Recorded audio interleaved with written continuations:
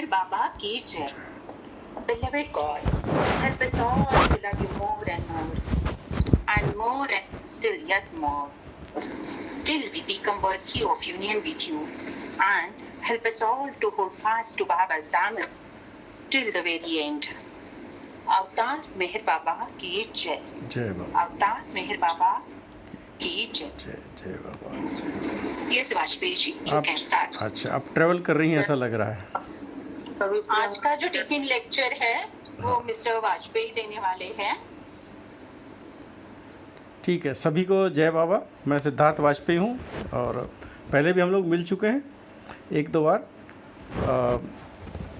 आज लेक्चर के जो टॉपिक्स हैं, दो टॉपिक हैं और बहुत छोटे छोटे हैं. इनफैक्ट ज़्यादा बड़े टॉपिक इसलिए नहीं है क्योंकि मेरी बात हुई थी मैडम पालवे से, तो उसमें दिक्कत ये है कि जो आगे के टॉपिक्स हैं वो काफ़ी लंबे हैं और बीच में उनको ब्रेक करके बोलना शायद उचित नहीं समझते, क्योंकि वो फिर आधा रह जाएगा, फिर आधा कोई और बोलेगा, आधा ट्रांसलेशन किसी और का रहेगा.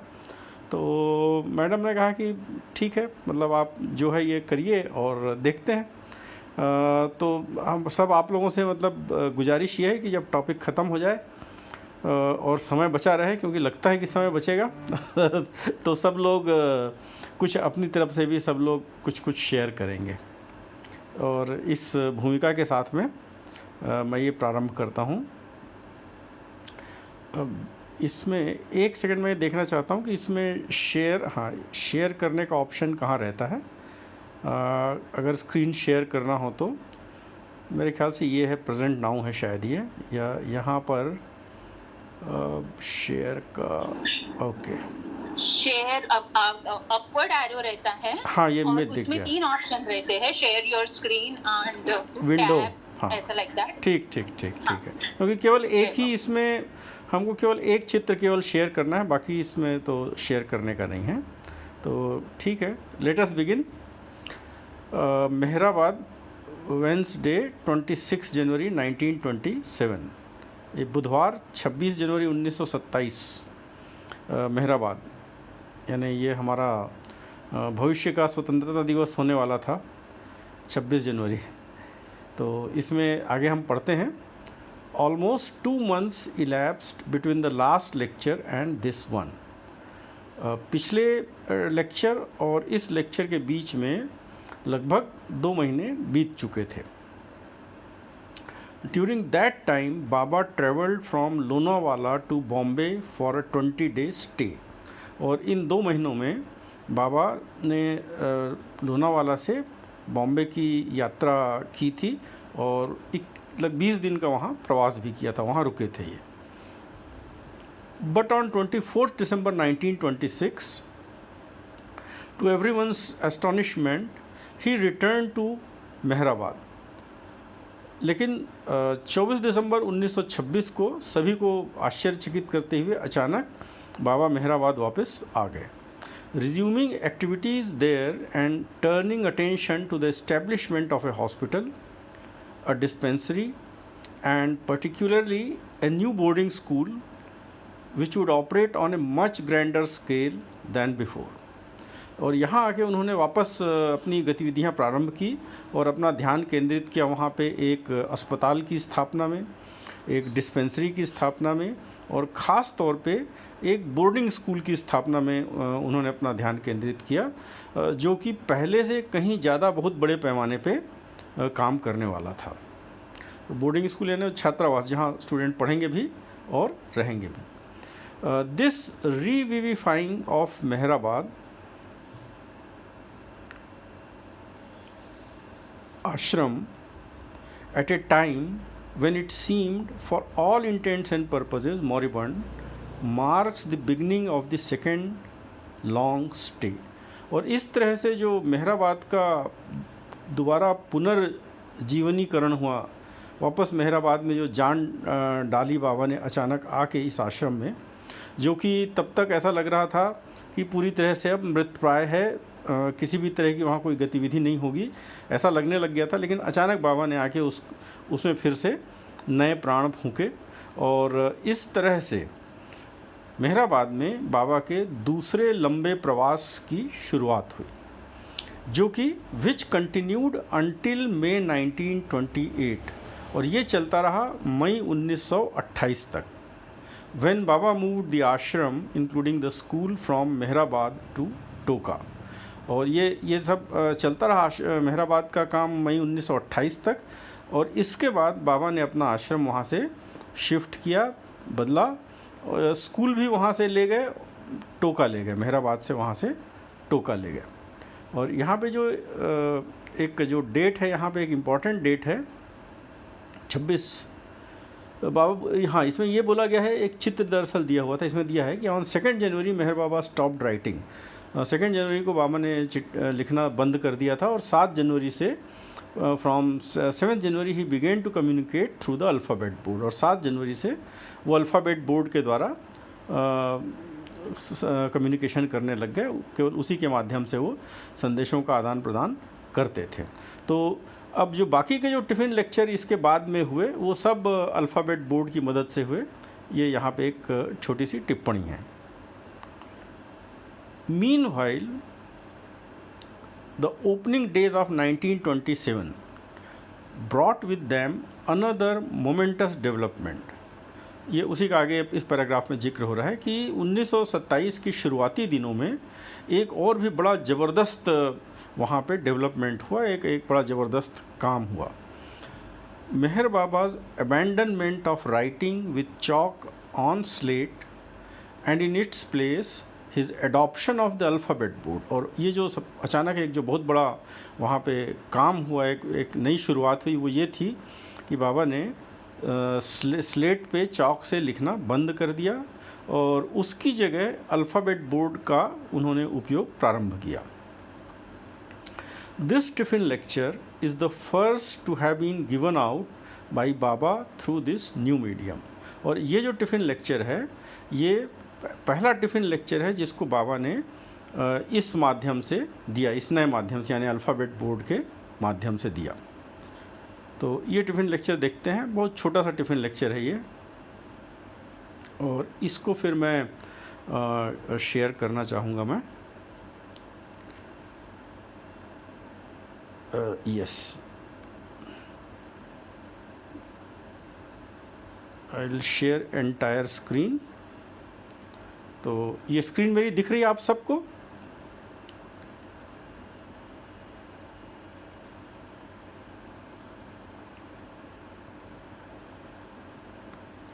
अभी नहीं दिख रही होगी, अब दिखेगी।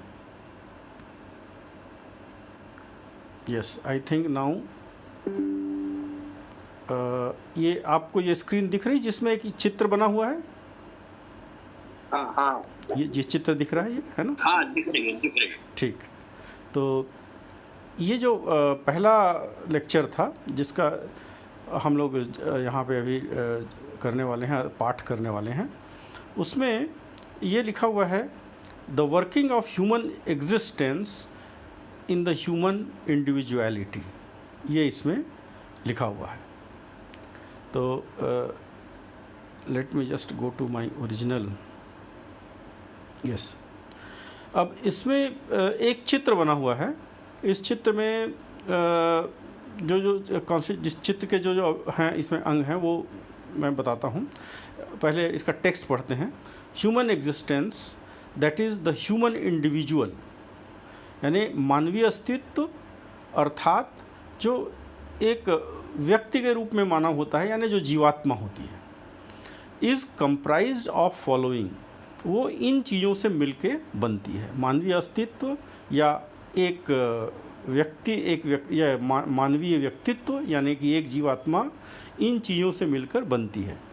फर्स्ट परमात्मा, सेकंड द प्लेन्स यानी भूमिकाएं, थर्ड माइंड मन, फोर्थ एनर्जी प्राण जिसको बाबा बोलते हैं, फिफ्थ द सटल बॉडी सूक्ष्म शरीर, and six the gross body स्थूल शरीर।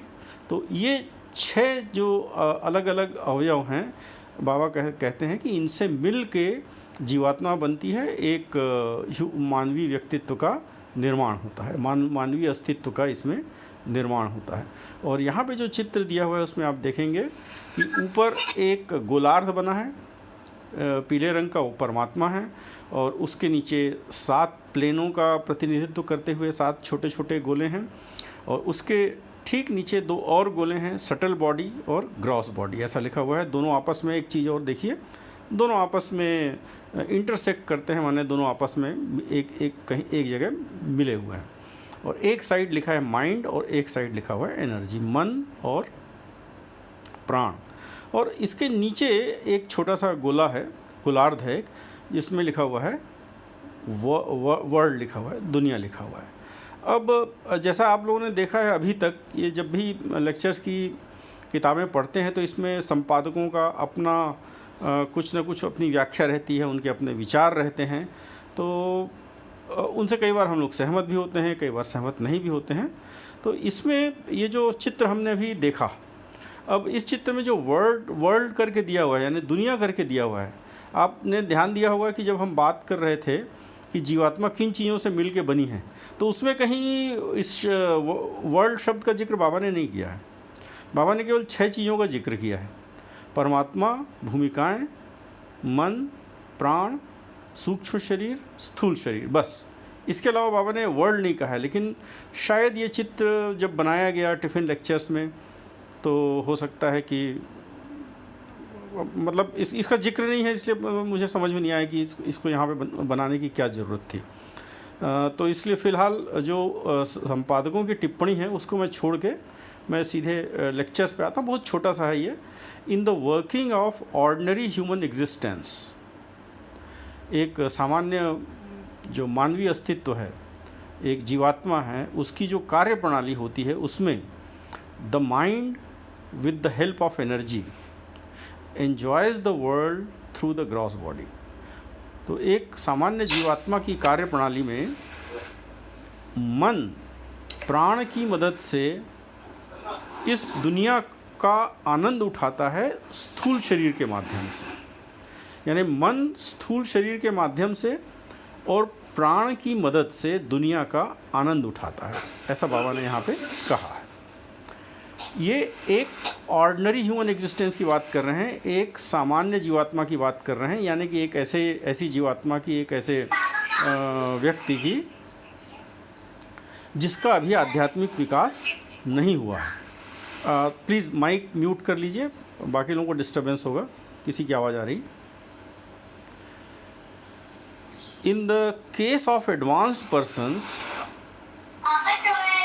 आप प्लीज़ माइक म्यूट कर लीजिए। In the case of advanced persons, this same mind, again with the help of energy, enjoys the planes through the subtle body. तो सामान्य व्यक्ति जो होते हैं, जिनका भी आध्यात्मिक विकास हुआ नहीं है, तो उनकी क्या कार्य प्रणाली ऐसी रहती है कि उनका जो मन होता है वो स्थूल शरीर के माध्यम से और प्राण की मदद से, एनर्जी की मदद से इस दुनिया का आनंद उठाता है, दुनिया का अनुभव लेता है।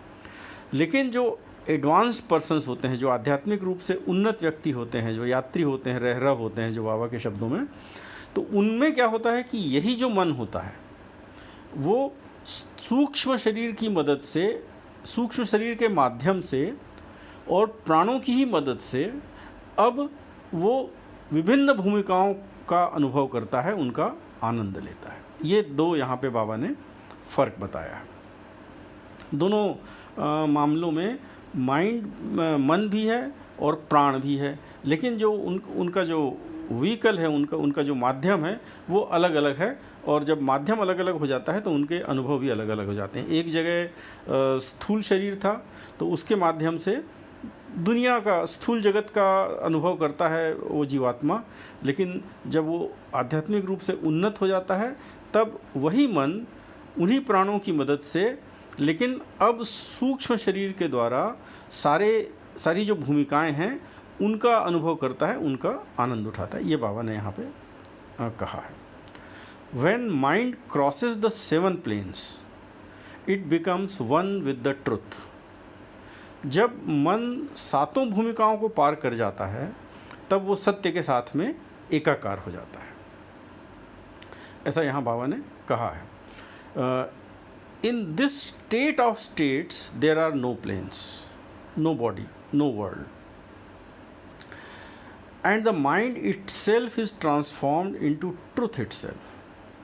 तो बाबा ने कहा है कि जब मन सातों भूमिकाओं को पार करता है तो वो सत्य के साथ एकाकार हो जाता है, और ये जो चरम अवस्था होती है, अवस्थाओं की अवस्था यानी जो परम अवस्था होती है, इस अवस्था में न कोई भूमिकाएं होती हैं, न शरीर होता है, न दुनिया होती है, और जो मन होता है वो खुद बदल जाता है, परिवर्तित हो जाता है सत्य में, सत्य से एकाकार हो जाता है, उसी में विलीन हो जाता है. Only in this state does the human being become perfect. और केवल इसी अवस्था में, इस चरम अवस्था में ही जो जीव होता है, जो आदमी होता है, वो पूर्णता प्राप्त करता है. Only in this state do desires vanish. और केवल इसी अवस्था में सारी इच्छाएं गायब होती हैं. ये बाबा ने बहुत संक्षेप में एक ये टिफ़िन लेक्चर दिया है. और इसी संदर्भ में जैसे हम लोगों ने कहीं और भी पढ़ा है कि बाबा कभी बताते थे कि जो डिज़ायर्स होती हैं, जो इच्छाएं होती हैं, वो छठवें प्लेन तक जाती हैं. केवल मतलब सिर्फ इसलिए कि वो इतना आत्मा इतनी उन्नत हो गई, वो सारी इच्छाएं खत्म नहीं होती हैं. क्योंकि हम लोगों ने ऐसा पढ़ा होगा बार बार कि जो मन होता है उसमें बीज रूप में इच्छाएं संग्रहित रहती हैं उसमें. तो इसको पढ़ के यही लगता है कि इच्छाएं कमोबेश कम ज़्यादा और बहुत सूक्ष्म मात्रा में वो चलती रहती हैं छठवें प्लेन तक. और फिर उसके बाद जब वो एकाकार हो जाती हैं, मन खुद क्या कहना चाहिए, मनोनाश हो जाता है, या मन जो है वो खुद सत्य में मिल जाता है, एकाकार हो जाता है सत्य से, तब जाके सारी इच्छाएं समाप्त हो जाती हैं. तो ये एकदम पहला लेक्चर है ये. अब दूसरा लेक्चर है ये मेहराबाद का, थर्सडे 27 जनवरी 1927. ये 27 जनवरी का अगले दिन का ही है, ये गुरुवार का. With Meher Baba's re-establishment at Mehrabad, large crowds of visitors began to pour in on Sundays and Thursdays.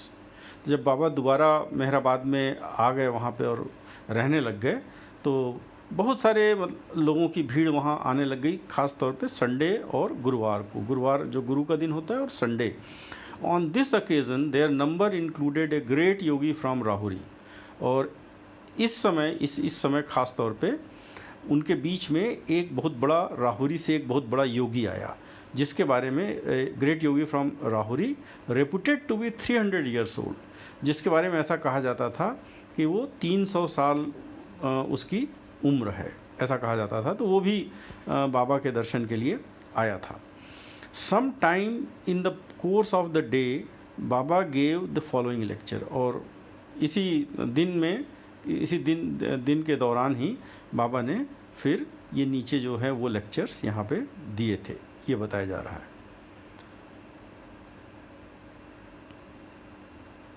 ये है इसका टाइटल है leave your desires and like quite. अपनी सारी इच्छाओं को छोड़ दो और शांत स्थिर पड़े रहो. Leave the world and it's connection and abide in the company of sages like quite स्थिर पाद. अब ये यहाँ पे कह रहे हैं कि दुनिया का त्याग करो, दुनिया और उसके सारे संबंधों का त्याग कर दो, और संतों की सत्संग में, संतों के संग में ही हमेशा रहो, और पूरी तरह से शांत या पूरी तरह से निश्चेष्ट निष्क्रिय पड़े रहो वहाँ उनके साथ में, उन्हीं के साथ रहो, निष्क्रिय होके, बिना कुछ किए पूरी तरह से स्थिर होके उनके साथ रहो. स्थिर पाद शब्द का यहाँ पे यूज़ किया है. यानी एक तरह से ऐसा लगता है कि जैसे किसी भी तरह के कर्म को न करने की सलाह दी जा रही, ऐसा लगता है. Do not think either about the world और अबाउट गॉड. या इससे और एक कदम आगे जाके बोल रहे हैं यहाँ पे, या हाफिज़ का दोहा है ये, कि न तो दुनिया के बारे में सोचो और न ईश्वर के बारे में सोचो. Then alone will you be able to see and realize him. और केवल तभी जब तुम ऐसा करोगे, जब दुनिया के बारे में भी नहीं सोचोगे, ईश्वर के बारे में भी नहीं सोचोगे, तभी तुम ईश्वर को देख पाओगे या उनसे उनका उनसे साक्षात्कार होगा। ये बाबा के जो प्रिय कवि थे, शायर थे, हाफिज़, ये उनका उदाहरण है ये। बाबा बोलते हैं कि but who really wants to do this, लेकिन सच में ऐसा करना कौन चाहता है। Worldly people are too much engrossed in worldly maya one way or other. बाबा कहते हैं कि ये जो सांसारिक लोग होते हैं, ये तो दुनिया की माया में एक किसी न किसी तरह से, एक तरह से या दूसरे तरह से बहुत उसमें गुथे हुए रहते हैं, उसमें बिल्कुल लिप्त रहते हैं। To cut its connection finally and absolutely even for the sake of seeing God himself. यानी दुनिया के लोग इस सांसारिक माया में इतने ज़्यादा संलिप्त रहते हैं, इतने ज़्यादा उसमें मग्न रहते हैं कि वो भगवान को देखने के लिए भी अपना संबंध दुनिया से तोड़ नहीं सकते हैं। ये उनके लिए संभव नहीं होता है कि अपना संबंध दुनिया से तोड़ दें, भले ही ऐसा करने से उनको भगवान दिख जाए, वो उनके लिए संभव ही नहीं होता है। To them worldly attachment ranks far and away as the first priority. उनके लिए, उन लोगों के लिए जो दुनिया की आसक्तियां हैं और दुनिया के जो आकर्षण हैं, उन दुनिया से उनका जो संबंध है, वो पहली प्राथमिकता होती है। बल्कि मैंने सर्वप्रथम उनकी प्राथमिकता यही दुनिया से उनकी जो आसक्तियां हैं वही होती हैं। All else even a darshan or visit with God comes as an after consideration.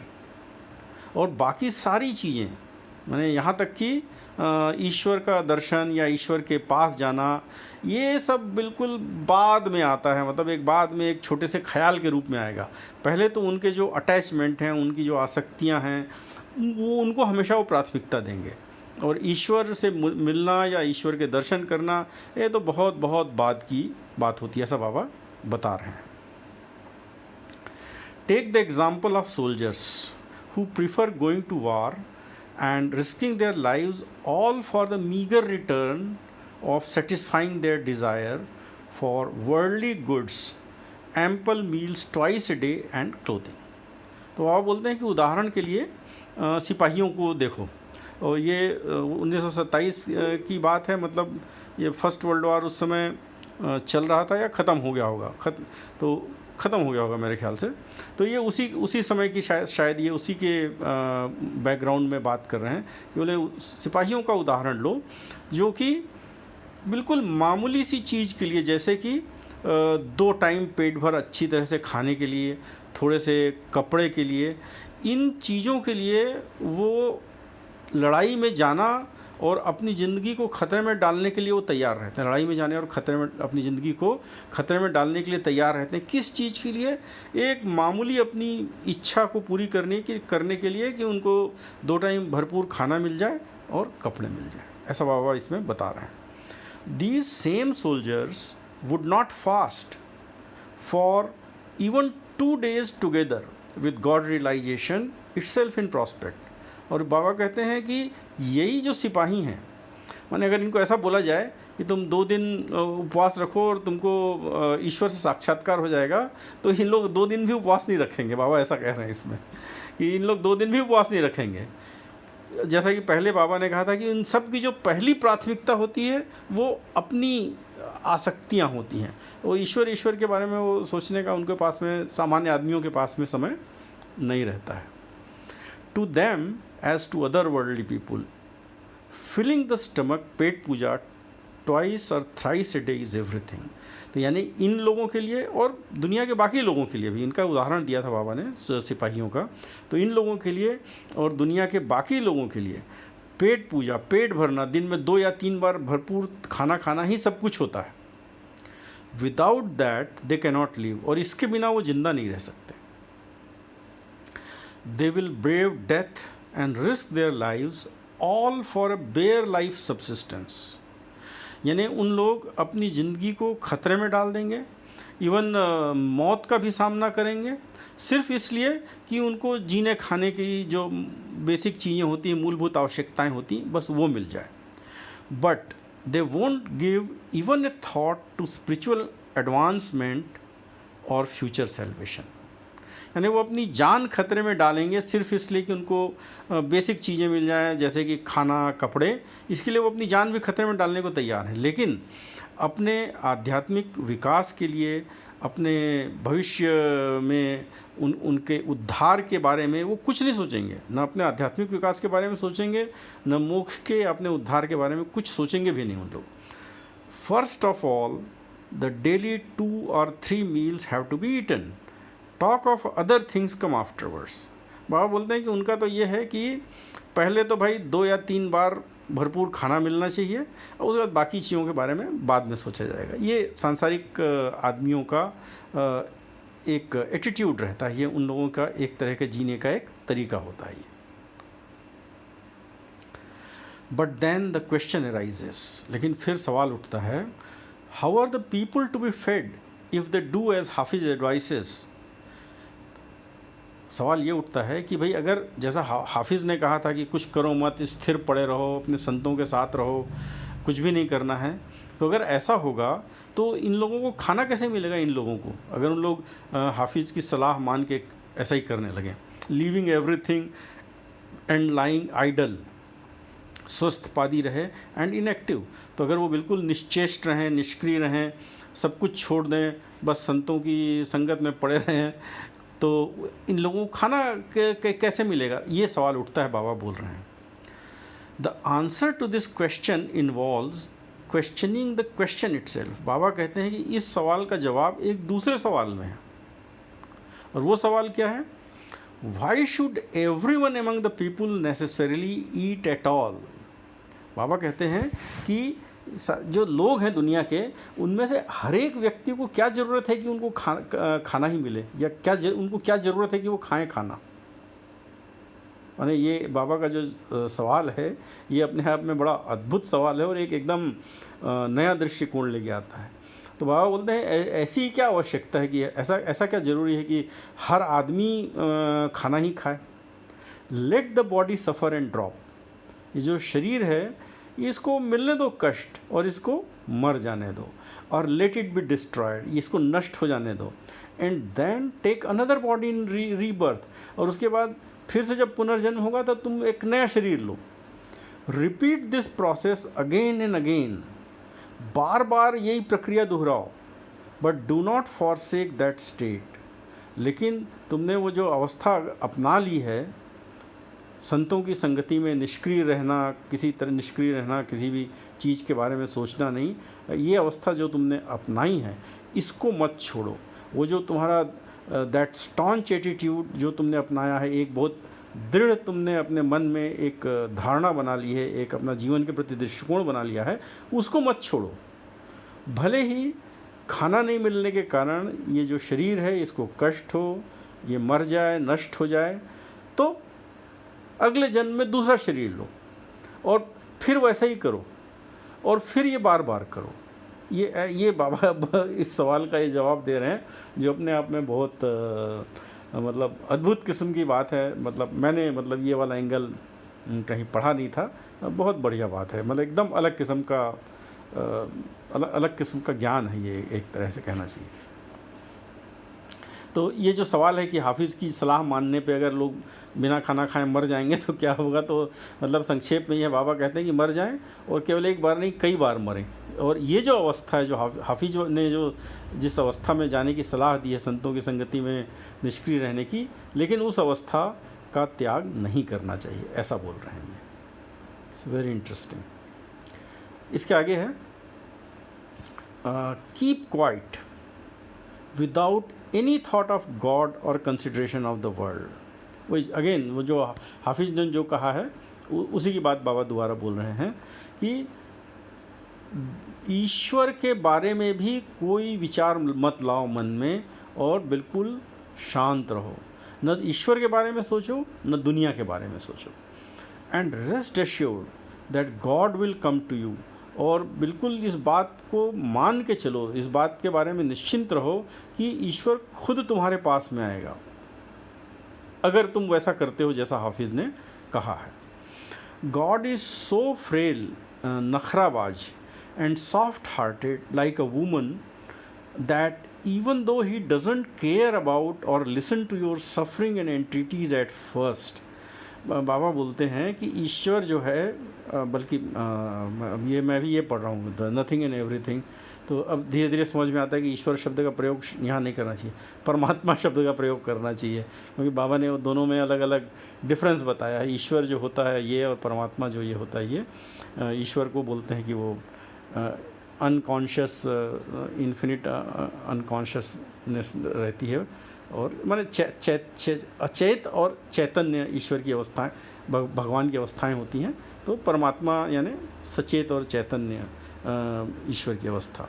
खैर, तो परमात्मा बाबा बोलते हैं कि वो इतना नाजुक मिजाज, इतना नखरेबाज होता है और इतने कोमल दिल का होता है जैसे कि कोई एक महिला होती है, कि even though he doesn't care about or listen to your sufferings and entreaties at first, वो इतने नाजुक मिजाज होता है परमात्मा कि भले ही वो तुम्हारे जो तकलीफ़ें हैं, दर्द हैं, तुम्हारी जो मिन्नतें हैं, प्रार्थनाएं हैं, उनकी बिल्कुल परवाह भी नहीं करता है या सुनता भी नहीं उन सब चीज़ों को, लेकिन फिर भी when he marks your firm determination to see him despite hard trials, लेकिन जब वो इस चीज़ को नोटिस कर लेता है, जब ये चीज़ उसको, इस चीज़ का उसको विश्वास हो जाता है कि कई तरह की कठिनाइयों और परीक्षाओं के बावजूद तुम्हारा ईश्वर से मिलने का, उनको देखने का जो इरादा है वो बिल्कुल दृढ़ है, जब ईश्वर को ये विश्वास हो जाता है, परमात्मा को विश्वास हो जाता है,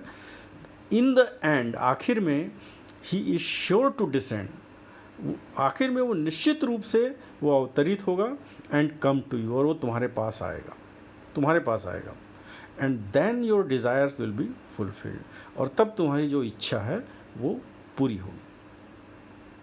यानी देखिए, पूरा एक नया एंगल है ये, कि हाफिज की दी गई सलाह के अनुसार आपको दुनिया के बारे में भी नहीं सोचना है और ईश्वर के बारे में भी नहीं सोचना है, और तीसरी चीज़ ये है कि एकदम निष्क्रिय रहना है, ऐसा भी बोलना है कि बाकी बिल्कुल कुछ करना वरना नहीं है, जब सोचना ही नहीं है तो फिर करने का तो सवाल ही नहीं उठता, और जब ऐसा करेंगे तो इसके परिणाम स्वरूप ईश्वर जिसको बाबा बोलते हैं कि ईश्वर एक नखराबाज या एक सॉफ्ट हार्टेड, जो ईश्वर में रहती है एक सॉफ्ट हार्टेडनेस, उसके कारण वो फिर एक बार जब समझ जाएगा कि आपका दृढ़ विश्वास, आपका पक्का इरादा है, दृढ़ इरादा है कि आप उसको देखना ही चाहते हैं चाहे कितनी मुसीबतें आएँ, तो वो खुद आएगा आपके पास।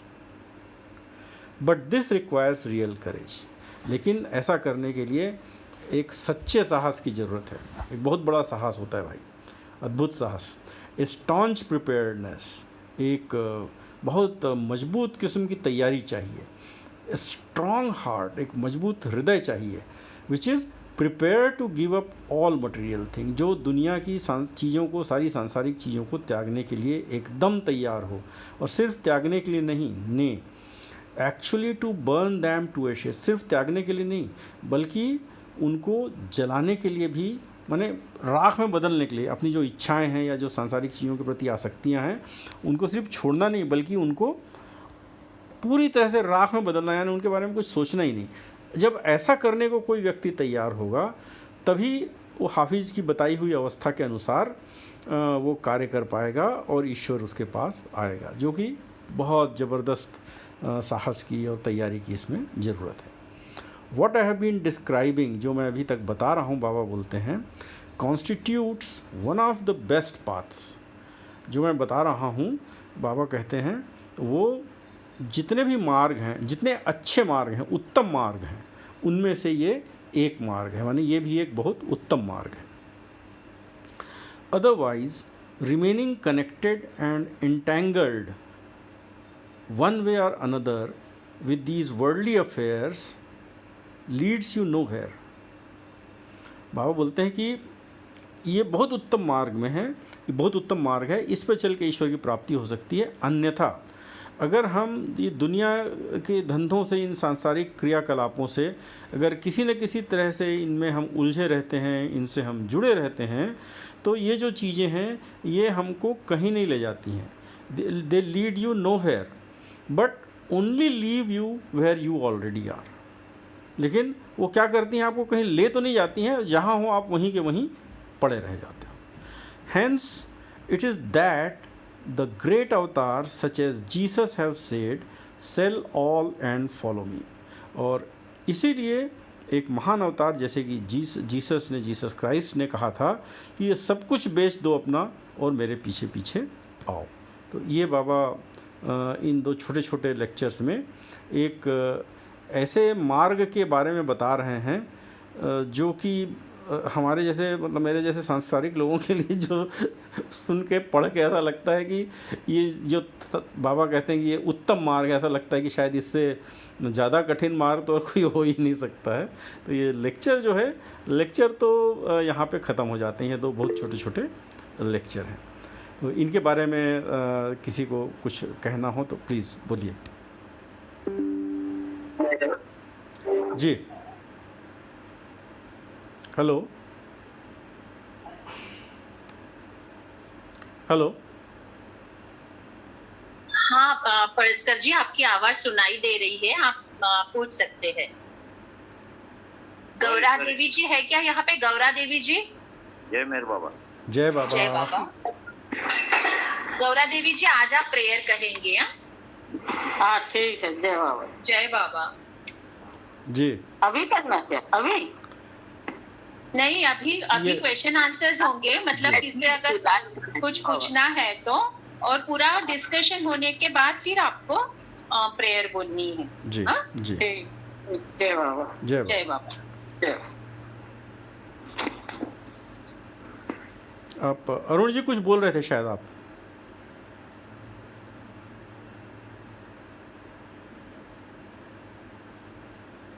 जय बाबा सर, जय बाबा। जय बाबा। नहीं, अरुण जी आप कुछ पूछना चाहते थे? अभी हम ये पूछना चाह रहे थे कि जो आपने बताया परमात्मा और ईश्वर, तो ये क्या अलग अलग हैं क्या? मतलब इसको समझाइए आप। जय बाबा। हाँ, वो मैंने ऐसे ही बोल दिया था, वो लेक्चर में एक्चुअली में था नहीं। असल में बाबा का जो दूसरा साहित्य है तो उसमें बाबा बहुत क्लियरली डिफ्रेंशिएट करते हैं। तो वो बोलते हैं कि जब वो जो परात्पर परब्रह्म की अवस्था होती है, बियॉन्ड गॉड की जो स्टेट होती है, तो उस अवस्था में जब मतलब लहर आती है तो उस समय चेतना के दो भाग होते हैं। तो जो ईश्वर की जो ईश्वरी चेतना, अनंत ईश्वरी चेतना होती है, जो सुसुप्त होती है, माने जो अनकॉन्शियस होती है, तो वो वाली चेतना फिर जिससे ये सब सृष्टि का निर्माण वगैरह होता है अपने आप को जानने के लिए, तो उस चेतना को बाबा बोलते हैं वो ईश्वर है। वो जो मतलब ईश्वर की अचेत अवस्था है जहाँ से फिर सृष्टि का निर्माण और विध्वंस वगैरह होता है, ब्रह्मा विष्णु महेश वाला। तो वो बाबा बोलते हैं वो पार्ट ईश्वर है। और ये जो चैतन्य ईश्वर होता है, ये पूरी तरह से चैतन्य ईश्वर जो होता है, अनंत चेतना वाला जो ईश्वर होता है, उसको बाबा परमात्मा बोलते हैं। और वो जो बियॉन्ड गॉड वाला है वो परात्पर परब्रह्म है। तो ये डिफ्रेंशिएट करते हैं। तो वो अचानक मतलब वो पढ़ के मैं बार बार ईश्वर आदत से हम लोग बोलते हैं, तो वो मेरे मुंह से वो ईश्वर निकला, तो मैंने सोचा कि इस चीज़ को भी थोड़ा सा एक्सप्लेन करूं।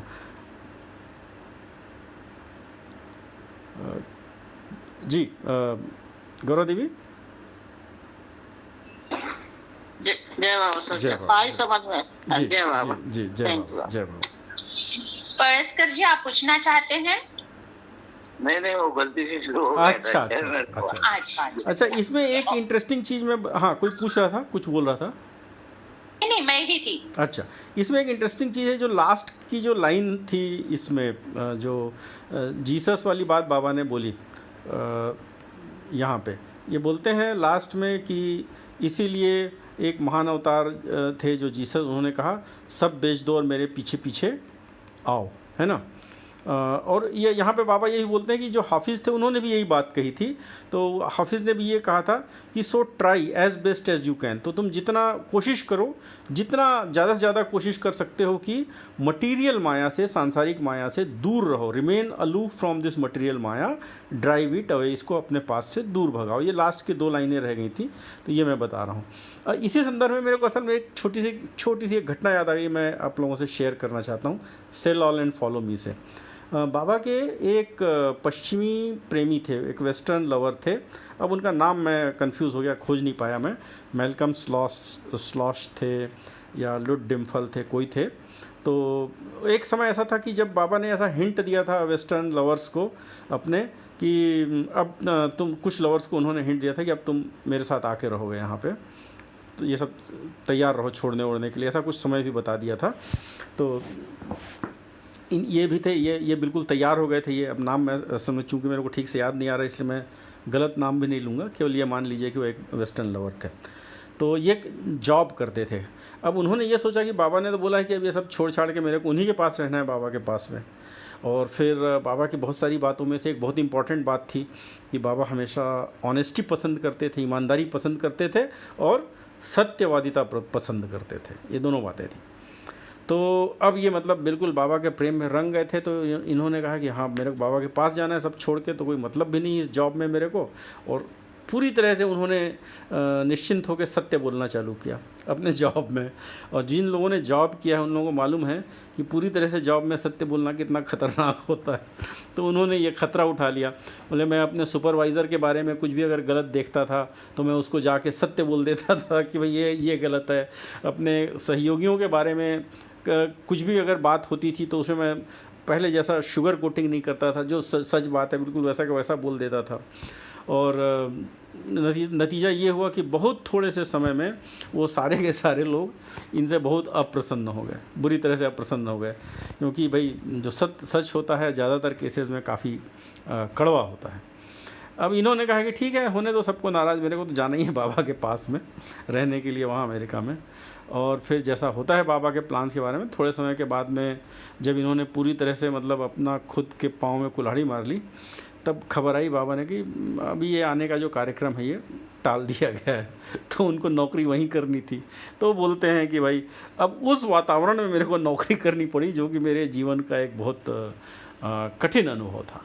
तो ये सब बाबा के अपने तरीके होते हैं कि वो किस तरह से अपने प्रेमियों के साथ लीला करते हैं। वो जो बाबा लीला की जो बात होती है, तो ये भी एक तरह की बाबा की लीला है। लेकिन कोई भी ईश्वर की लीला, बाबा की जो लीला होती है वो बिना उद्देश्य के नहीं होती, वो सोद्देश्य होती है।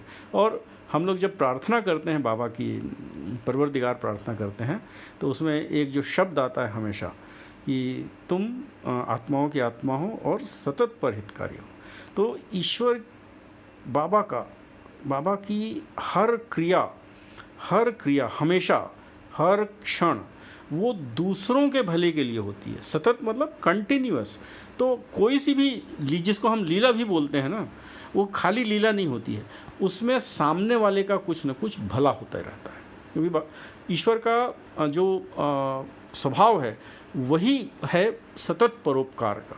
तो लेकिन हाँ, उनके इस सतत परोपकार को व्यावहारिक जीवन में समझना और उसके परिणामों को समझना कई बार बहुत कठिन भी हो जाता है, जैसे कि उन सज्जन के लिए हो गया था।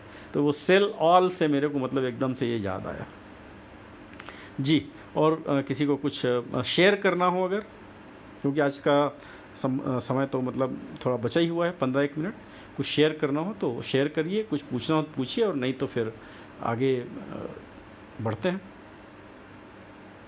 जय बाबा। अगर किसी को आज के विषय के बारे में कुछ बताना है या अपने कुछ अनुभव बताने हैं तो आप यहाँ बता सकते हैं। या तो मैं ऐसा कहूंगी कि राजेश धात्रिक जी आप यहाँ है ना, तो उन्होंने वो जो बुक प्रिंटिंग का कार्य उन्होंने किया था, तो वो शायद 14 या 15 तक वो बुक्स अवेलेबल है। राजेश जी, हेलो राजेश जी, जय बाबा। हाँ राजेश जी लॉग्ड इन तो दिख रहे हैं। हाँ है तो, लेकिन हाँ मुझे बताया गया है कि उनकी जो बुक्स है अगर किसी को चाहिए, हर सेंटर में अगर आपके गांव में या आपके यहाँ सेंटर के लिए या अगर चाहिए तो आप ऑर्डर कर सकते हैं। अभी धुनी के दिन 12 मई को शायद वो वहाँ पे रखने वाले हैं। वो क्या किताबें हैं मैडम, वो कौन सी किताबें हैं? वो यही किताब है सर कि मेहर बाबा के जो डिस्कोर्सेस है जी, उसके बारे में अभी जो आप टिफिन लेक्चर्स नहीं, लेकिन वो पहले मेहर बाबांचे संदेश सोमवार को भी एक होता है ना, जी हाँ, जी हाँ, तो उन्होंने रिप्रिंट करके वो बुक्स किए हैं। अच्छा। राजेश जी, अगर आप माइक्रोफोन ऑन करके बता सकते हैं तो आप ये ग्रुप में भी बता सकते हैं। जय बाबा।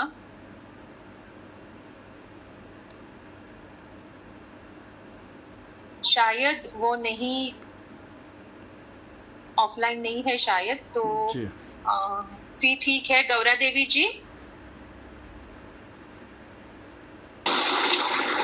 जय बाबा, जय बाबा। जय बाबा। जय बाबा, आप माइक्रोफोन ऑन करके प्रेयर शुरू कर सकते हैं।